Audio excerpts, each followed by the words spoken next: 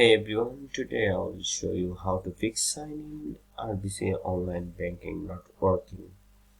For this, you have to check for RBC service outage. Visit RBC service status page to see if there's system issue.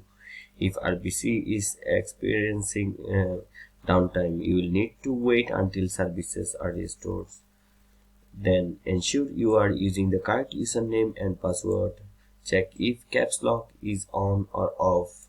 Try logging in from a different browser or device. You can also reset your password if needed. For this, go to the RBC sign-in page, then click Forget Password and follow the instructions. Enter your client card number and verify your identity. Then create a new password to try logging in again. If the login page isn't loading properly, then clear your browser cache and cookies. Try logging in using Google Chrome, Firefox, Edge, or Safari. Disable browser extensions that may be blocking the website.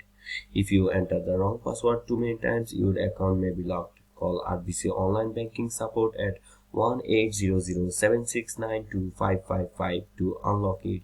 You may need to verify your identity before regaining access.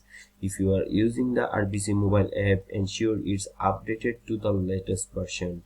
Restart your phone and try logging in again. If the issue persists, uninstall and reinstall the app.